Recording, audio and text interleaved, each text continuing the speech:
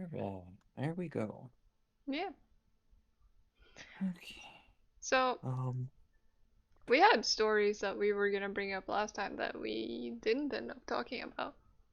no, we didn't. And I still didn't actually pick one that we were going to take last time. It was just stuff that kind of came up in regards to Well, random stories. I mean, I guess I can start because you know that I'm gonna have laser surgery tomorrow, but everyone Mm-hmm. else might not know that. So that's a fun thing that's gonna happen in my life, like tomorrow. Um, which is why we're recording this today rather than tomorrow, I'd say. Well, that One and reason, one of the reasons we would have also had roleplay. So maybe we wouldn't have recorded it tomorrow anyways. maybe not. But yeah, so the reason why I'm having laser surgery for my eye is I managed to scratch it on a pine needle when I was out picking mushrooms in the forest. And the sad thing is that that happened well, I mean it's nearing on 2 years ago now. So I've had this injury for That's almost right. for almost 2 years now. And so the reason why I need surgery is it keeps opening up again if I don't have like this bandage lens that I have right now.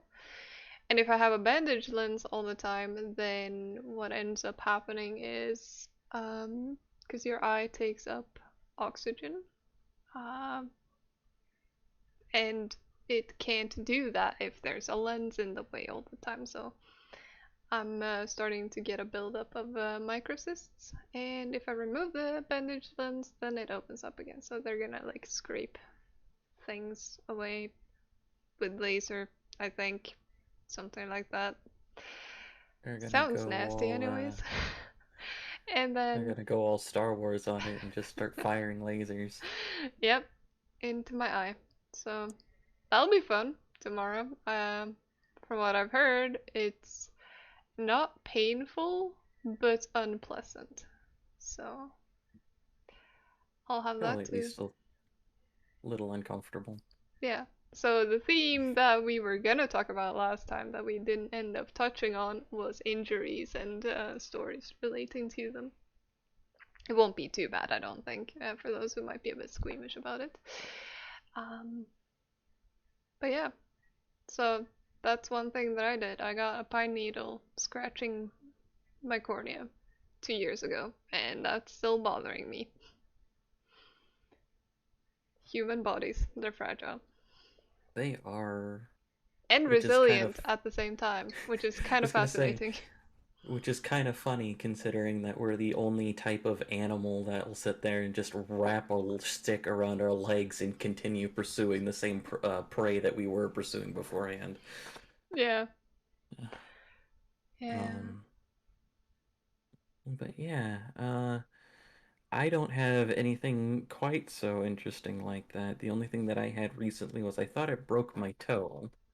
I ended up only getting a contusion because of a work-related injury where I would say a 10 to 15 kilogram or 20 to 30 pound piece of aluminum broke off of a thing at work and ended up landing on my foot.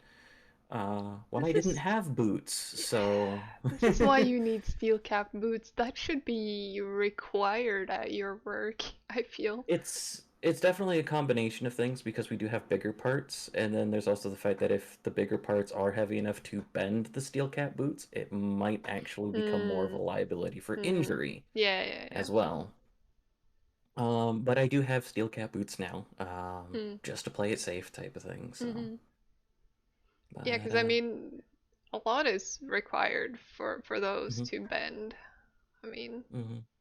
but yeah, of course that could happen. I used to have to wear steel cap boots or shoes at my old job at a paper pulp factory.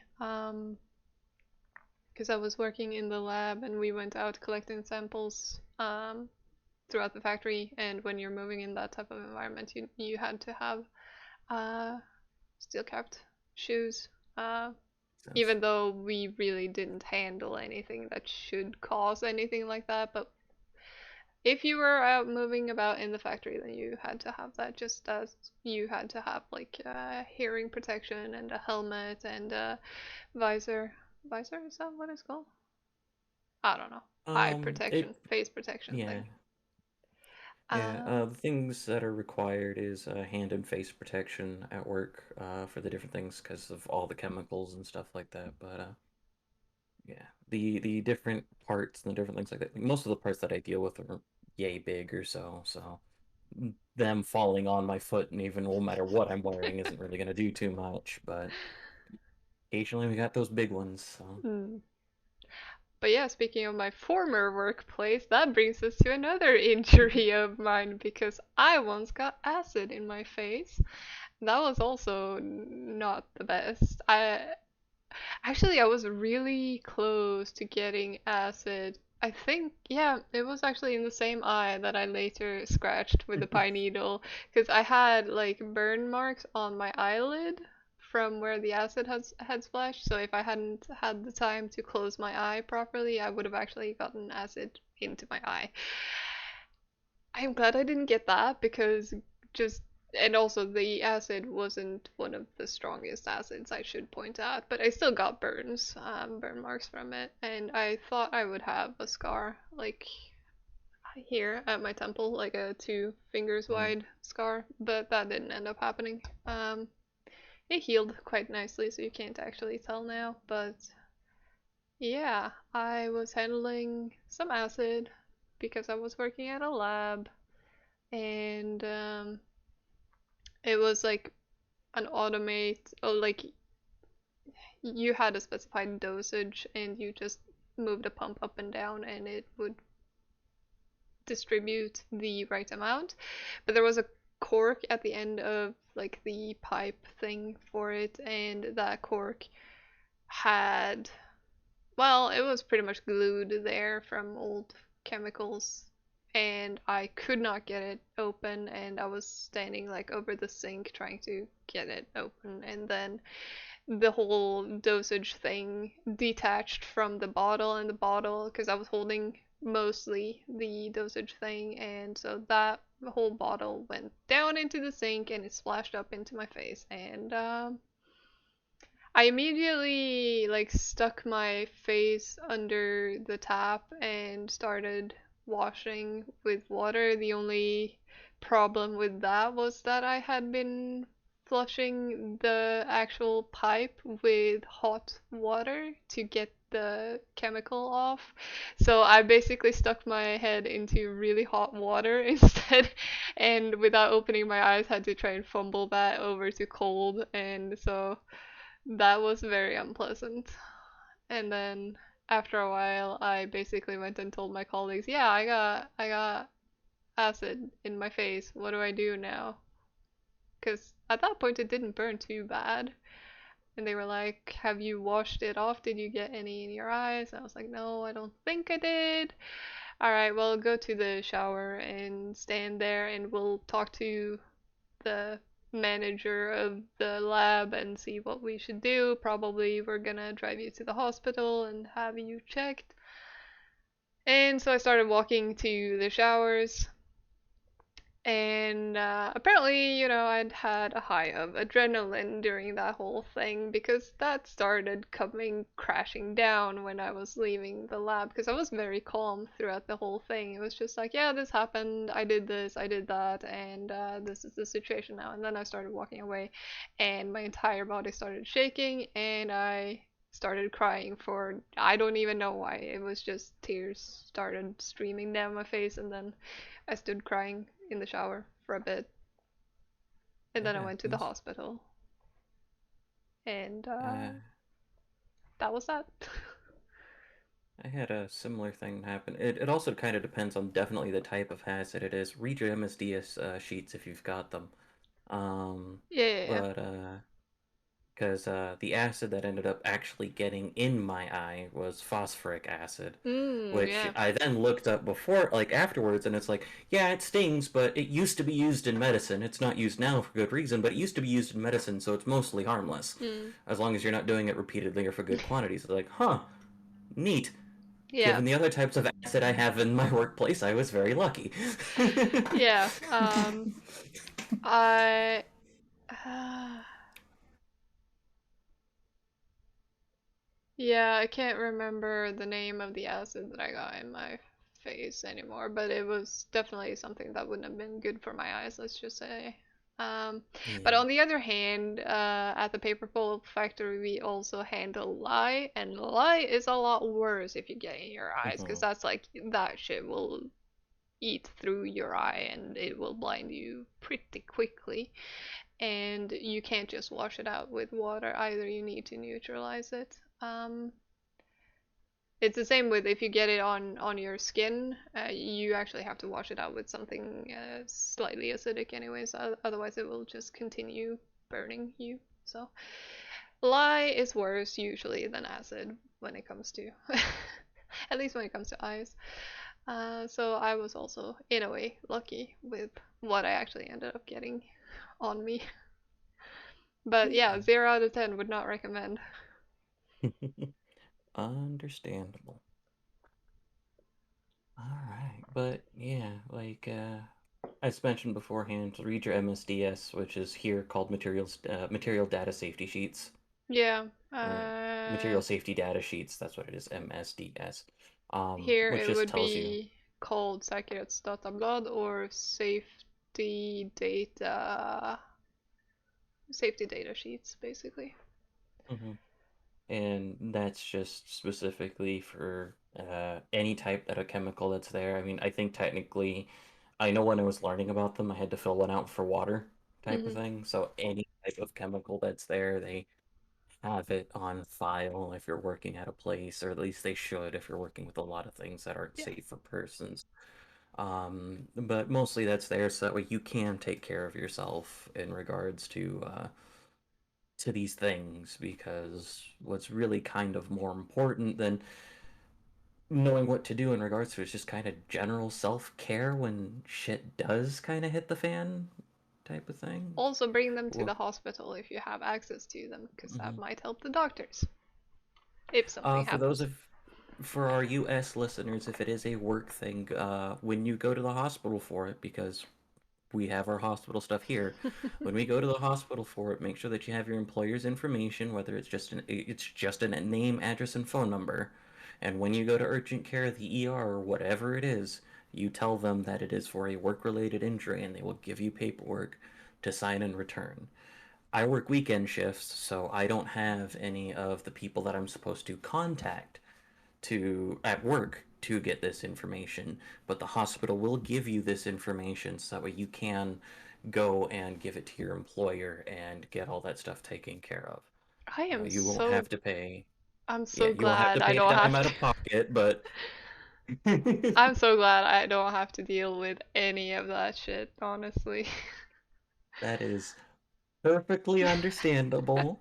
I'm just making sure, since we are two people from two very different countries, that since Yep. I did have a recent experience, I can at least share said experience to help people if they do get in a thing. Yeah. Um, yeah. So And between it's that very and then workman's relevant. comp. Hmm. Like you shouldn't have to pay out of pocket for an injury that your work caused you to have. That's just my opinion, but then again, I also don't think that you should have to pay for healthcare whatsoever. But that's my perspective. And on that topic, though, I used to think that Sweden and the US were more similar than they were. I did not fully appreciate like the differences, I don't think, because we do consume a lot of American culture, movies, series, basically everything. Of course, we do also produce some of our own movies, but like basically anything that you guys produce, we can consume. And obviously, we learn English from a very young age. So I felt like, yeah, Sweden, the US, pretty much similar, pretty much the same, honestly. And then I dated an American for 5 years. He moved to Sweden to live with me. We're no longer together. I am single. But during that time, I got to appreciate that we are not the same country in any way, shape, or form. There are so many things I take for granted that I would not have if I were in the US. And it's not even like part of the thing is I've never left the US for various reasons, money being the biggest one, but I haven't left the US, and even in like subculture related things that I know has to do with the fact that the US land wise is a very large country. But like when you start splitting it up or taking a look at things, you can notice the differences in culture between where you go because while I haven't left the US, I've lived in Pennsylvania, I've lived in Texas, I've lived in Hawaii, I've lived in California, I've lived in a lot of different places. And so it's like very different. And what I think is like when you're taking a look at it for a moment, experiencing that or doing it whatever, even if it's a small change from where you're at or moving to the other side of your country, because I've had conversations with a couple of our Dutch friends that talk about similar things. It's just how the culture can be different, even though it's comparatively the same, and you can Mm-hmm. appreciate those little differences no matter where you're at, type of thing. And I think that we need more comprehensive education in general when it comes to stuff like that, just to kind of get a better idea and appreciate where we're from or the things that we do, type of thing. I But do feel like, and I mean, this is coming from a pretty spoiled European who has traveled a fair bit. Like, I mean, I would say for being a European, I haven't really traveled a lot because mostly it's been within Europe, and traveling within Europe is easy, uh, for the most part. I've been to the US for a month, and yeah, that is the one time that I've been outside of Europe. Um, but I do think that it is just very good for people to get to travel and get to see different perspectives. It really does, I think, widen your horizons and open your eyes to new perspectives in a way that I don't think you can fully appreciate until you do it yourself. And I would love to go to a few Asian countries as well. I think would be really interesting. Primarily South Korea and Japan is where I would love to go. A lot of Swedes go to Thailand. That is not on high on my list to go places to go to. Um, but certainly, I think that if you have the opportunity to travel, then you should. And I would say also, even in Sweden, which is a much smaller country geographically than the US, you can also appreciate differences, especially between the north and the south, because it's a fairly long country, in spite of being fairly small and not very densely populated for the most part. And I've lived far up north. I've lived 12 hours north from where I'm at now, and I am still geographically in northern Sweden. So I've lived pretty far up north, and it is definitely different from where I'm at now. And so I can only imagine the differences within a country like the US, which is much, much bigger. And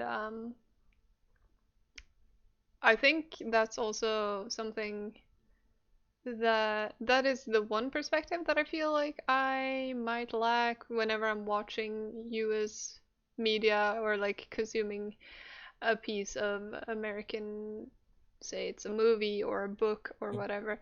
It can get difficult for me to appreciate like the internal cultural differences because I've only been to Salt Lake City. That's the only place I've really been in the US. Well, I mean, unless you count landing in Chicago and then also going to Texas, I think we ended up going that way. That's about right. Yeah. So my experience within the US is very, very limited. The thing when it comes to US media, and this is a criticism coming from an American, but it's just kind of like a general thought in regards to it, is especially when it's like teen related stuff or stuff like that, is they try to go to the least common denominator. So most of the people who are watching it can relate to it in some way, with notable exceptions, such Hmm. as aspects in regards to minorities and Yeah. people like that, which is aggravating and is changing, thank goodness. But like stuff like prom, which I know Hmm. isn't a worldwide thing, and stuff like that, it's a very generic thing that they try to turn into in regards to movies type of Hmm. thing, and in addition to kind of like trying to shorten it to make it fit in 2.5 hours, which is an interesting feat in some cases, but like you still miss a lot of that nuance when you look at um, a movie compared to what prom is like in Texas versus Washington, or versus anywhere else in the U.S. type of thing, because they all approach it differently and they all have different expectations type of thing. So yeah, it's the U.S. media is great for getting kind of the general idea of an American, but most of it's not quite there type of thing. Mm. Because Yeah. then you start looking at like genre movies and you get like the guys from New York who talk like this and are like, "Hey, get out of here," type of thing. Pardon my New York, pardon any New York audience that comes in here with my bad accent there.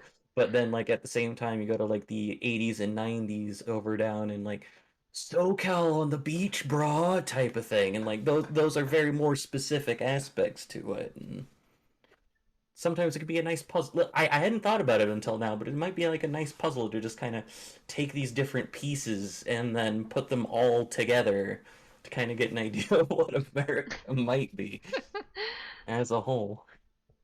I wonder, because I started reading American Gods or listening to American Gods by Neil Hmm. Gaiman, and I mean that whole story is basically a road trip through the U.S. in a way. It's a lot of other things as well, but the way I remember it is the main character travels quite a lot throughout the U.S. and is supposed to be, well, basically a road trip, if I recall correctly, in Neil's own description of the book. I think. Don't quote me on that though, because it's been a long while since I dropped that book. Not because it was bad though, because I did think it was a great book, but it was triggering anxiety in me. um, Existential anxiety, which is something that I read to escape. So it's like, this is a great book, but I cannot listen to this because I will feel worse than if I didn't listen to it. And that's not what I need books for. I have enough existential dread in me without that. Understandable. Um, Honestly, given Gaiman, sorry, and his I don't know how he pronounces his name. I think it might be I'm Gaiman. sure someone will Yeah, mention something in the probably comments at some Gaiman. point. But regarding his works in general, I would think that at least when it comes to general descriptions, general accurate descriptions that address the nuance of it, I would trust it. I have not read American Gods, but I did pick up, which would be the same reason that I would pick up American Gods. I picked up his tales on Norse mythology, Hmm. which are very good. But with the forward there, he's like, this is not accurate 100% towards what I read in regards to picking it up, Mm-hmm. but this is my take on it Yeah. because, well, that's what myth is at the end of the day, Yeah. is what is your take on the story. But given the fact that he's that open and that honest, and he's written for a lot of things, which is highly acclaimed, like Sandman, and Mm-hmm. he's written things with I believe it was Pratchett. I believe he Yeah. also wrote things with Pratchett type of Good thing. I Omens. He wrote Yeah, together with Pratchett. Really, really awesome story as well. But I mean, I say that about any Pratchett book ever. Like, it. If Pratchett wrote it, in my eyes, it's a masterpiece. That's just how the world works. Sorry. that's that's fair, but yeah, like given the fact that he's got a lot of positive reviews and the uh somebody that was willing to work with him of that high caliber type of thing, even if you're not horribly familiar with him, which in this day and age, I don't know how you're not, but even if you weren't, I think that that he's a good person to look at for some of that nuance He thing. also actually he seems to be quite a nice person from what I've been able to tell on Twitter and everything as well. He seems to be quite active with his community, and he just seems to be a really solid person, I'd say.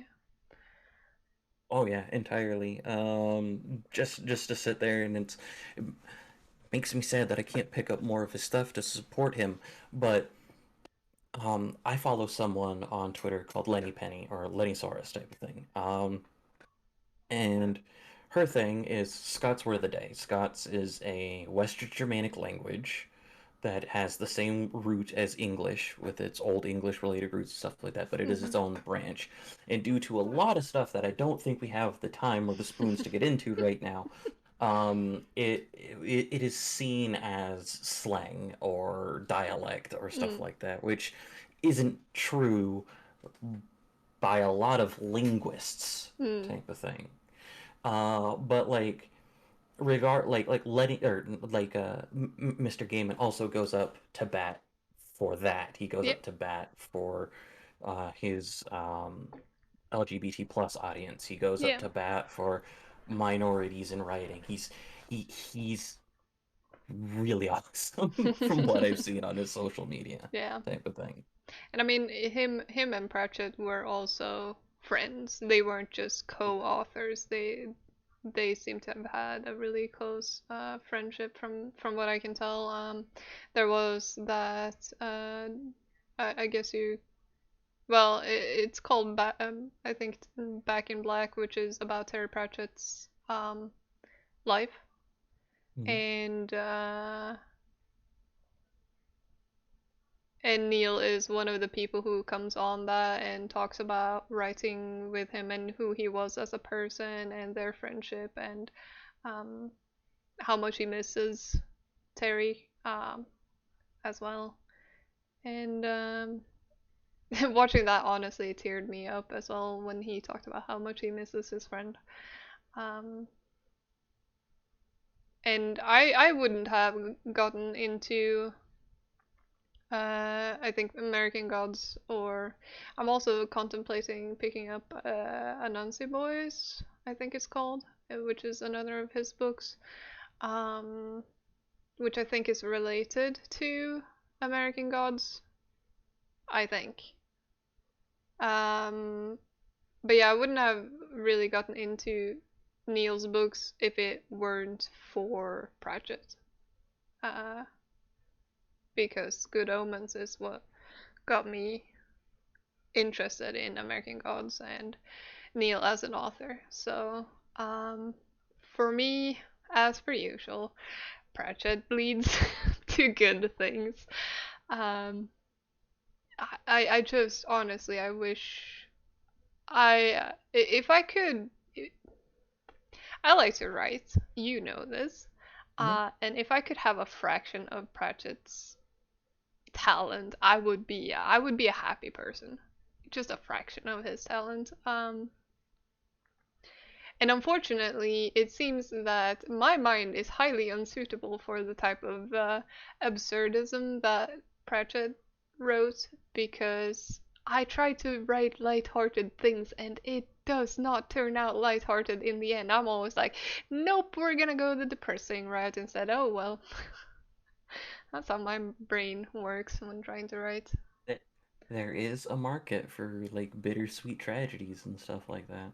Yeah, I I, got I should say I that I don't write anything along the lines of grimdark because that's mhm. also that's off-putting to me. Like I want to write happy absurdism. Well, I mean, not everything Pratchett wrote is necessarily happy either. A lot of it is very angry and very critical of society and to certain extents very sad as well. But it has this really just wonderful tone to it, which I could never replicate because apparently my brain just isn't wired that way or something. I don't know. But yes. It happens. And there's nothing wrong with that. I was gonna say that I've got a friend, well, not a friend, somebody I played a few sessions of D&D with, um, that I still follow because they seem pretty neat. But they keep getting frustrated because it's hard for them to find what they're looking for in regards to it because they want some of that bittersweet related stuff. Mm-hmm. And like when they try to find it through like romance novels or something like that, the thing about romance is romance has rules, and one of the rules is everyone gets a happily ever after because that's what romance is, type of thing. Which is nothing wrong with that if that's what you're looking for. Like that's nice, fantasy related wish fulfillment, whatever the heck it is that you want to call it. Great, but sometimes you just want something bittersweet. So there is a market for it out there if that's what you're looking for. I actually play visual novels, romance visual novels. That is one of my guilty pleasures.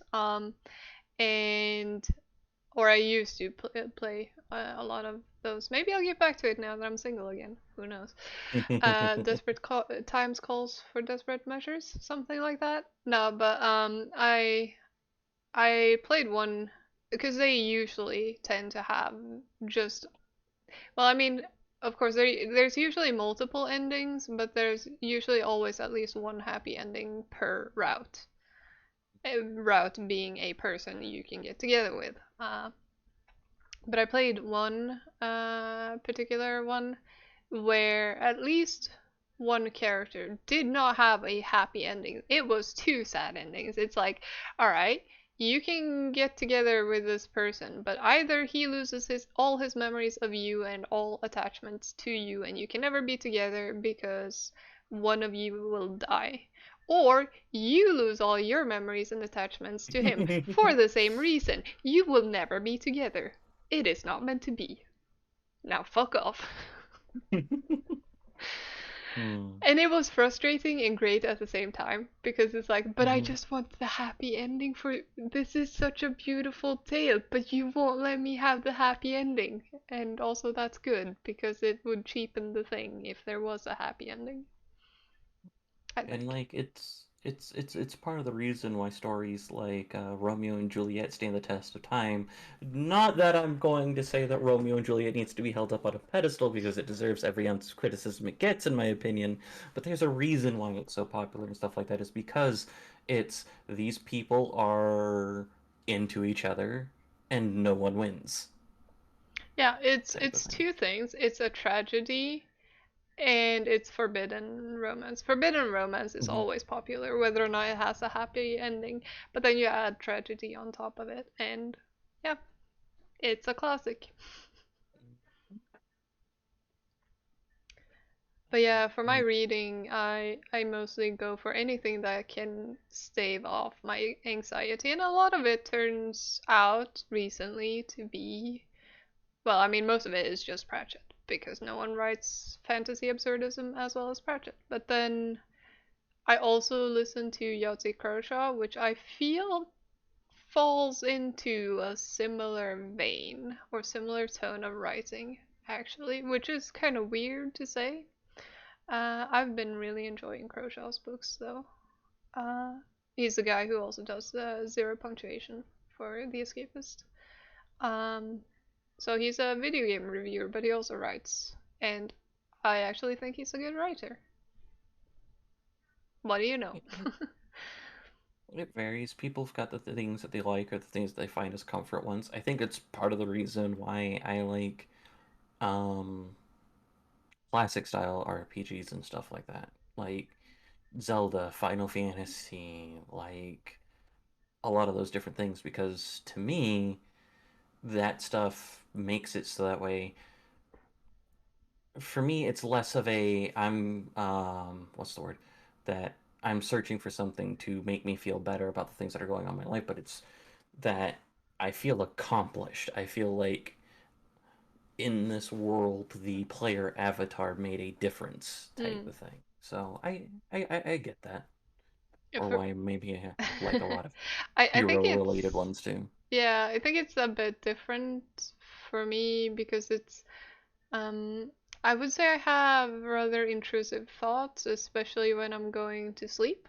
The more tired I am, the more intrusive my thoughts, and they're usually very negative. Or not even like it's not self-deprecating usually. It's more like, oh yeah, one day I'm gonna grow old and I'm probably gonna get sick and I'm not gonna be able to take care of myself and I'm gonna have to rely on someone else and it's gonna be painful and I'm gonna lose control of my life and a lot of like really unpleasant thoughts like that. And it gets really hard for me to sleep when those thoughts are just like spinning in my head.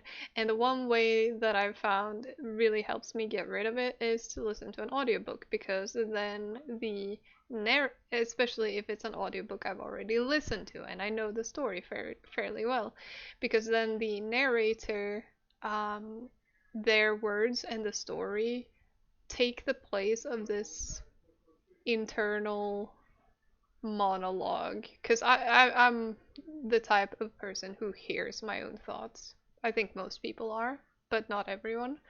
So I hear my thoughts, but I can't hear those thoughts if I'm listening to an audiobook that I already know because then that's what I'm hearing in my head instead. And also, it helps that I'm not missing anything if I fall asleep to an audiobook that I've already listened to and know, which is why I use Pratchett's books for when I'm going to sleep. And I listen to new audiobooks when I'm out on a walk with my dog or when I'm going to university or whatever. I get that. I get that. My thoughts like that tend to happen when I just have too much time and nothing to shove at it. Hmm. Um, which kind of stinks, but yeah. I think that's why to kind of touch on stuff that we talked about last week. That's why I think I do podcasts, and when I can't afford them, why I do audiobooks. Whether or not they're old or they're new, type of thing is just it helps make it so my brain is occupied by something other than the wandering whatever it does. Hmm. But you know, I laughed earlier not because of what you said type of thing, but I was just thinking that like maybe it'd be nice for us to be able to like write this down so we had instead of a material safety data sheet, we had a person safety data sheet. Healthcare, things like that. Yeah. Yeah, maybe someone should do that. I actually um I actually worked with material safety data sheets actually at my old job. I actually because it's like from the manufacturer you get recommendations on or you you get the sheet and it's like you need to use these safety things to handle this chemical basically. But then that is also highly dependent on how you handle the chemical. So, I mean, if it's in an automated system and all you're doing is like filling one tank from a different tank, then maybe you don't need everything. Like, or if you're in a highly ventilated room, you don't need like a gas mask, which might be on the data sheet. Mhm. And so it was my job to go through every single chemical on the plant and evaluate what safety gear needed to be used for the particular situation where the chemical was used, which was very interesting when I did not have like the experience, like I did not have the education for this. I also did not have the experience of the entire factory. I didn't know how every chemical was used and handled. So I ended up having to go to every division on the plant and be like, hey, does anyone here know how you use this particular chemical? And then they would need to figure out which one it was because they didn't always know the name, like the Mhm. manufacturer name, and I didn't know what name they used. And that didn't feel very safe at all. Why was I the one doing this? But yeah, it needed to be done, and I was filling in for someone who was on maternity leave, and so they were like, "You do this," and I was like, "I don't think I should be doing this." Yeah. It's great.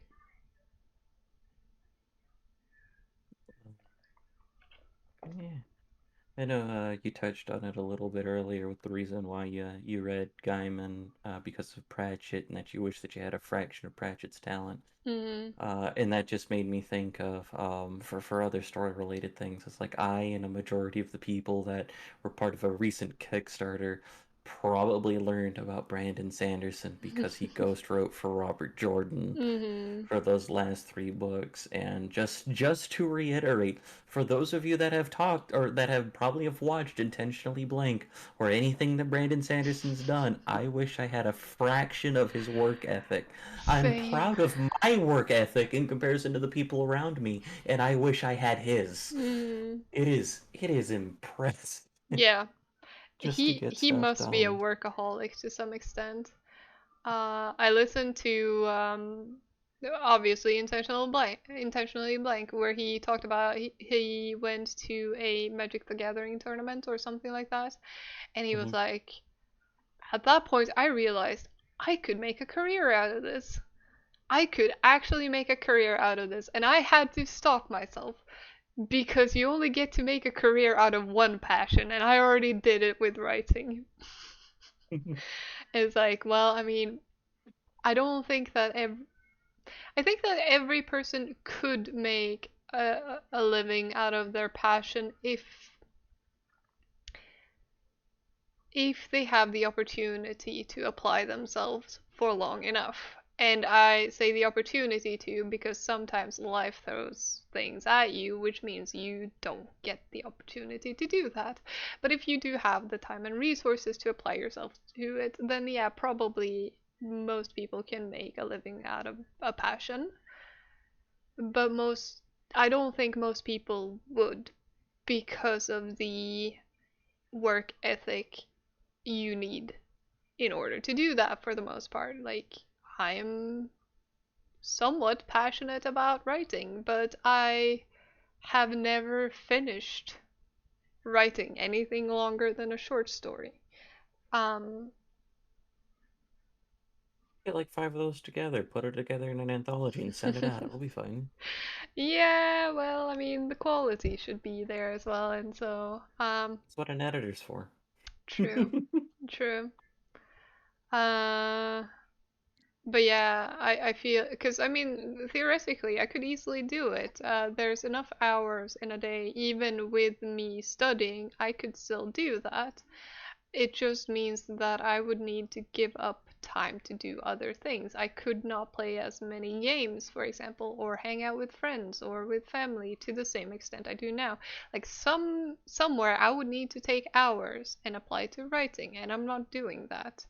Not because I don't like writing, but because I'm not willing to sacrifice all these other things. And I think that's what it comes down to for me. I'm very reluctant to sacrifice things, and sometimes you need to do that if you really want to reach where you want to be. I think that kind of goes back to some of the stuff we touched on earlier with self-care related things because like yeah, you're right. You can. Yeah. I can sit there and pick up another job and make sure that 98% of my monetary woes are gone and eventually I could probably stack up enough vacation time to go visit other parts of the world. because that is something that I eventually want to do. But in order to do that, I'd have to sacrifice probably a minimum of three of the game, like tabletop RPG games that I'm in. Yeah. And I don't want to do that because through the past year, admittedly, I've had a very, very, very rough time. And those help me. Those give me something to look forward to. Mm-hmm. Like, even if we're not playing them, the fact that people are looking forward to them or ask me questions or like talk about it or go, hey, this sounds neat type of thing, like that gives me something to look forward to. Yeah. And that's something that helps outside of the other stuff with like my cat or video games that I like playing or Mm-hmm. talking with people or things like that. But like that is a part of self-care. And is it really worth it to take care of the things that are giving me a little bit of stress if I'm sacrificing the things that help make life worth living? Yeah. I think the main thing for me right now that keeps me from decreasing the amount of time I spend on games is that it is also my primary source of social interaction. I don't have many friends here in my city. I would say I have one. I used to have two, but for various reasons, one is no longer in my life, needless to say. Um, so I have one person who is like close geographically that I could hang out with. There are maybe two others, but we mostly hang out when there's another person in town who moved away from here years ago, but he occasionally comes back to visit his family or friends. So usually we just hang out when he's here.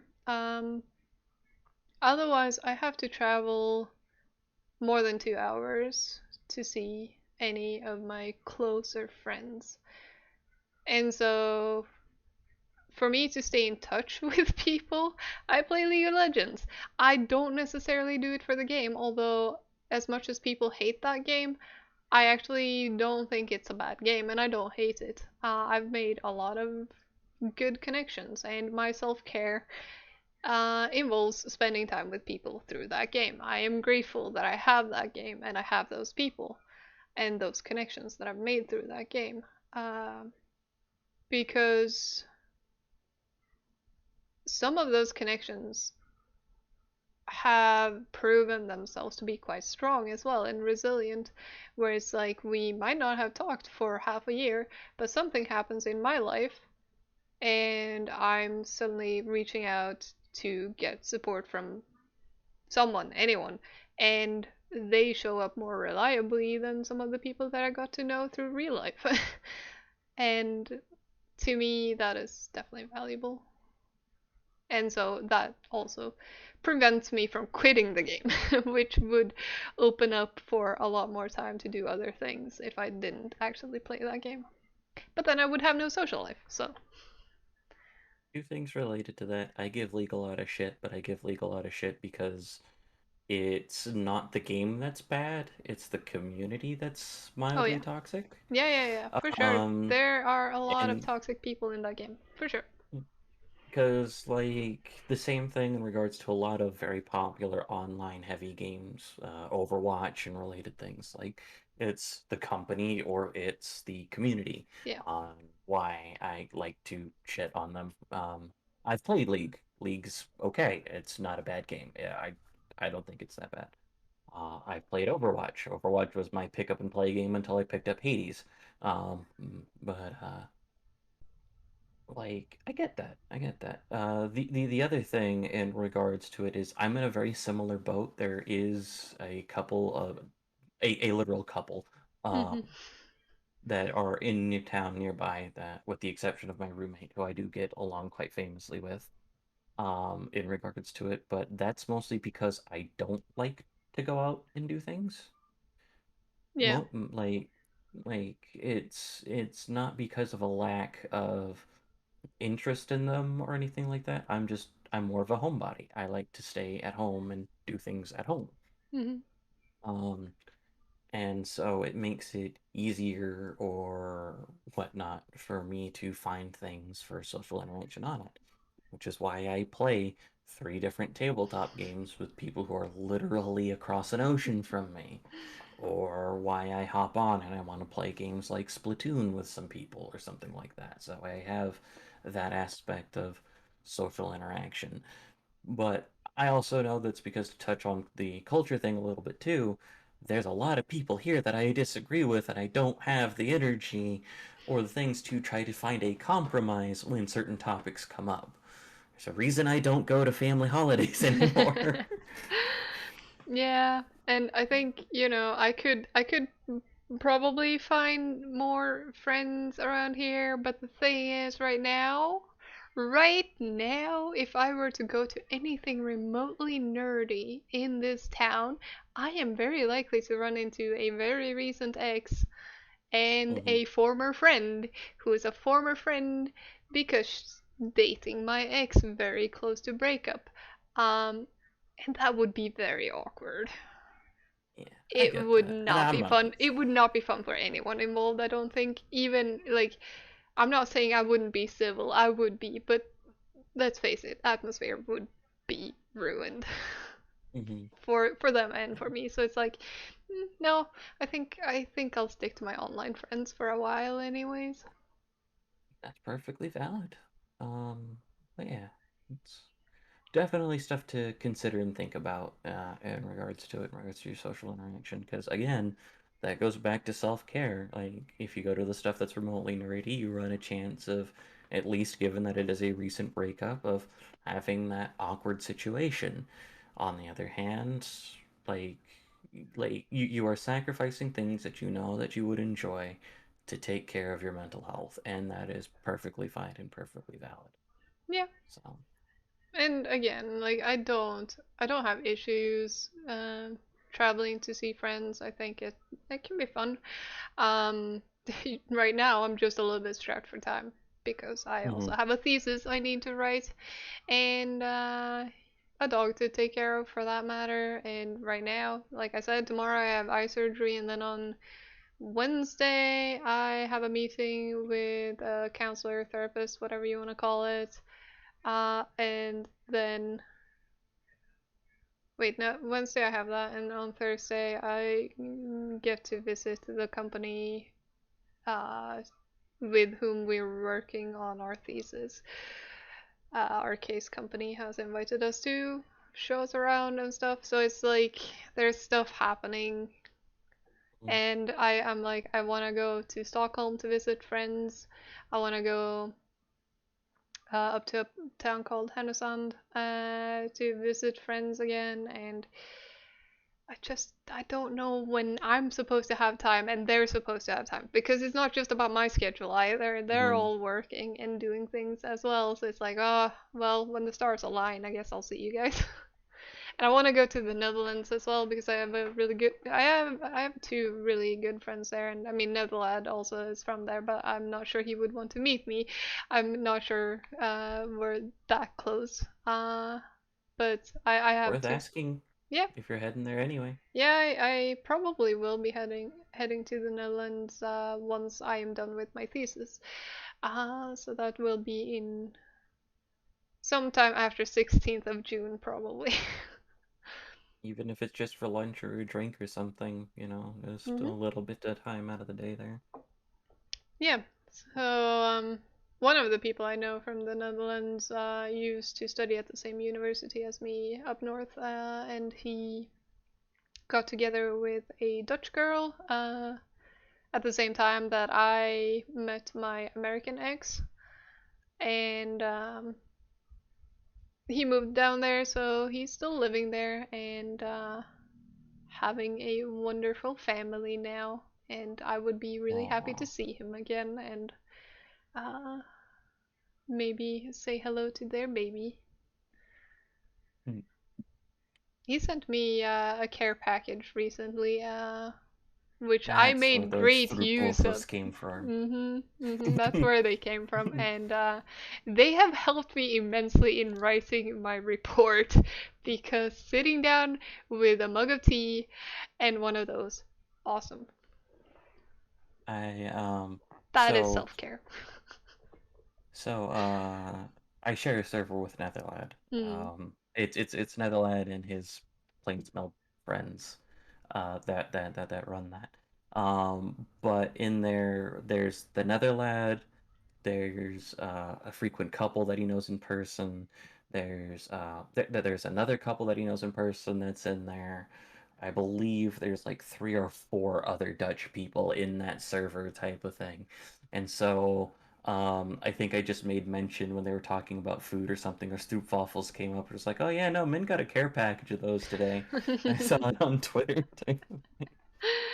Yeah. Because he streams it, and most of the community comes in to watch our tabletop sessions when we have them. hmm So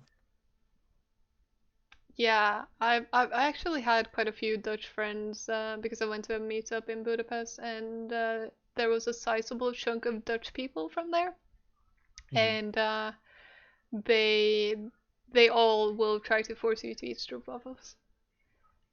I can't say it properly either because their R's are fucked up for me. The Dutch R is weird. We could have an entire podcast on language alone.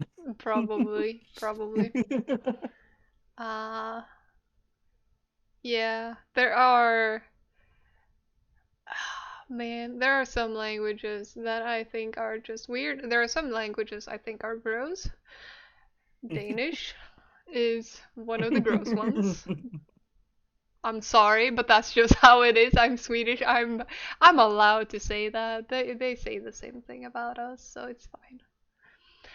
But for the most part, I enjoy languages, and I think that all languages have their own sort of beautiful quirks or fun quirks in some cases. Like Mhm. there are many languages that I think sound fun. Finnish is one of the languages that I just get happy listening to Finnish. Um, I think Korean also sounds fun, uh, and a few other ones as well. Just like listening to languages. I think it was actually one of my favorite things when I was living in a military community was going and having lunch at Costco after a shopping trip and then just listening. And because there'd be like a Filipino family that'd be sitting behind me on one end, and then sometimes there'd be a Spanish speaking family on another one, and then there'd be a Japanese family on occasion, type of thing. That is Yeah, stuff like that's nice. something. That is one thing that I've heard is good about living in a city with a lot of Mormons, since Salt Lake City Hmm. is sort of capital city of Mormonism. Uh, is that even a word? I don't know. Anyway, Mormonism? Hmm. yeah. Yes. Since my ex was from Salt Lake City, he knew quite a bit of it about it. Um, he wasn't Mormon, I should say, but he actually had access to a lot of language classes because with their missions, they tend to be pretty good at offering language classes. So he had, I think, a greater opportunity at learning languages than I think many other Americans might have had, which might have also helped explain his affinity for languages. He was quite good at them. Because he learned Finnish and Swedish and also knew Japanese, and he learned some Russian and Irish and Icelandic and Norwegian. And I mean, Norwegian and Swedish are very closely related. Finnish and Swedish, not at all related. They are not similar whatsoever. I want to make that clear. We are geographically close, but linguistically very different. Yeah, it's definitely in more big melting pot communities, the communities that have the opportunity to kind of go out in regards to it. Like, I think we had four different languages that went up to college level courses at my school type of thing. Hmm. Do you remember which ones? Um, there may be more, but it was German, French, Spanish, and Japanese Hmm. were the ones that I remember. There may have been more, but I expected all of my German, friends took those. Spanish, and French, but Mm. would have almost expected Italian or Chinese or Russian more than I would have expected Japanese, honestly. No, we had a lot of Japanese. We had a lot of Nikkei um, or the immigrants due to military families Hmm. Okay. that were kind of in the area. I see. Um, Also, the fact that I believe this is totally going to just out me as a mild sports fan. The fact that Oh no. Nintendo owned majority stock in the Seattle Mariners, I believe, until 5 years ago, and it's generally what saved the Mariners in regards to it, because that's why I'm sorry, I'm on this right now, but it's part of the reason why, if you take a look through it in the history, especially because baseball, the other country that baseball's a primary sport in is in Japan, why there was a lot of Japanese players that got their start on the Mariners was because Nintendo, which was a Japanese-based company, owned stock in them for travel-related purposes and stuff like that. They already had all that stuff figured out due to it, which is really neat. But yeah, no, that's actually where I got majority of my Japanese practice was with the wives of of husbands that were on the military swim team, Hmm. or the mothers of the kids that were on Hmm. the I swim team didn't know type of thing. that. So I'd be able to sit there and practice it.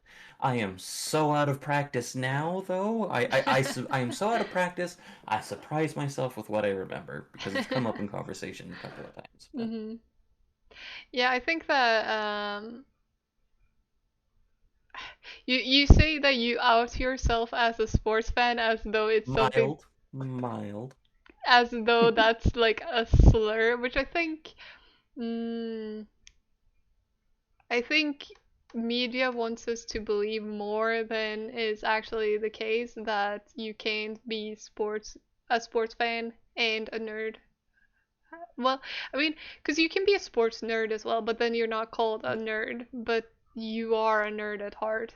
It was also something that Look, if I talk to you about your favorite team in regards to it that happens to be a local team, and you tell me every stat that they've had in regards to win-loss ratio and some of the best players that they had, you're just as much of a fucking nerd about that stuff that I am about The Legend of Zelda, and yeah, there is no justifying that. yeah, But no, and it's just. Oh, sorry. it's like, because it's another thing that Brandon Sanderson said on Intentionally Blank, or if it was a live signing session, I'm not sure. But he said, if you've ever worn the jersey of your favorite player, you've been cosplaying even if you don't know it. Mhm. Casual cosplay. Yeah, and I Um, thought that was wonderful. But yeah, no, I did just say it because it was one of my favorite jokes throughout high school and stuff like that, is the separation in regards to it, even though there's a huge amount of overlap. I think most of the streamers that I watch that make a career off of streaming video games and are very knowledgeable about video games are also really big football fans. American football, Yeah, sorry, but I was gonna ask, do you mean American football or actual I football? do. I Because mean I am American mean football. like that. I don't get it. I don't get why we call it football either. We kick the ball very rarely Yeah. in our sport. It was kind of We don't funny. even measure in feet, we measure in yards, so I don't know. It was actually kind of funny because I was playing a league with a couple of British people and a couple of Swedish people, and one of the Swedes uh, said that he'd been to a football game, and he was like, "Oh, I mean soccer for you guys," and the Brits were so upset because, you know, they don't call it Mhm. soccer. And Yeah, yeah. That was he got some shit for that. That's you In guys. my, that's us. That is entirely us. Just because they speak English does not mean Yeah, he tried to excuse it by being like, well, you guys started the whole America thing anyways, it's your fault. Or Oh, something to that effect, anyways. But that's fair. yeah, sports, books, games, all self care. Hmm. The things that you enjoy is to sit there and make it so that way you feel better about the things that are going on around you. And we all know we can use that from time to time. Life's Hmm. rough. Even when it's not rough, even when it's good, it's still nice to sit there and take the time to do your 10 minutes of meditation or turn on a scented candle with like a bubble bath or listen to your loud music in the middle of a forest or turn on an audiobook even when things are good. Yeah, Because just because things are good doesn't mean you don't need to be cared for. yeah. Just makes it a little bit easier to do. I think that if you don't take care of yourself during the good times, you end up in the bad times, or you run the A bit risk, anyways. quicker. Yeah, Hmm. yeah. But I mean, bad things happening is not always the reason why you end up in a bad place. You can have a good life and still end up being unhappy if you don't take care of Hmm. yourself. I think I've Absolutely. seen that in enough people to say that with some confidence, anyways. And to a certain extent, I've allowed that to happen to myself in the past. So it's one of those things to watch out for. Am I making enough time for the things that I need in order to be happy? Absolutely. And if you're not, work on it.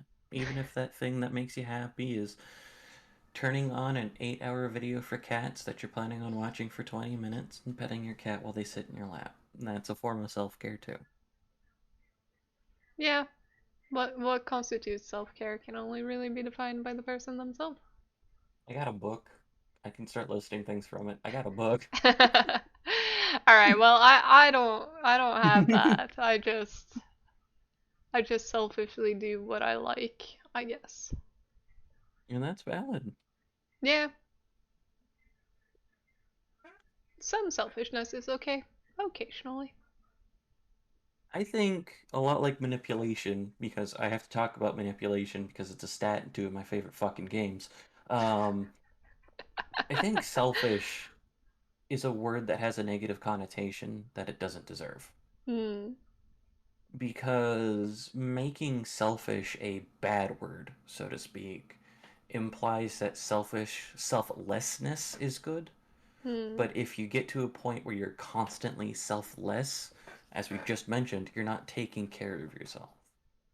You have to find a balance between them. Because, like, there's been a couple of instances with people in my life lately where there are people that are just very draining for them to be around due to energies not meshing or people going through some times in regards to bettering their mental health type of thing and trying to figure that. But like the end of that is since these are people that are learning, that are generally being the what society would call good, well-meaning people, they still have that draining effect, or to the people that they care about, they're more free with their words or too blunt for a lot of them, type of thing. They're not caring about that. Hmm. So the selfless thing to do would be to sit there and let you and have you be their emotional punching bag or draw on your emotional energy to try to teach them to be better, but then you're tired, you're grumpy, you're drained, you're all sorts of things, and you feel really bad. Whereas the selfish thing to do would be to tell them, I understand, I care about you, this is not the place for you right now, and we can try to address this again later. Hmm. But a lot of people don't want to do that because they associate it with being bad. Yeah. And it's definitely something that needs to be changed in my honest opinion. I actually took a course of psychology in senior high school, which is, Mhm. I mean, it's not super serious. Take it for what you will.